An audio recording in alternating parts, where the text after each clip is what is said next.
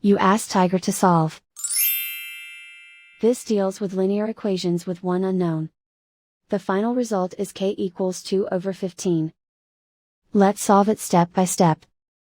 Group all constants on the right side of the equation.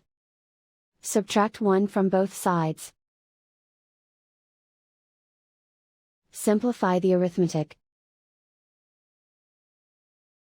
Convert the integer into a fraction. Combine the fractions. Combine the numerators.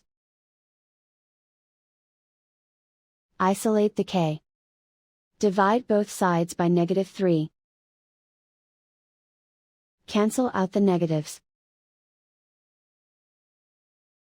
Simplify the fraction. Simplify the arithmetic.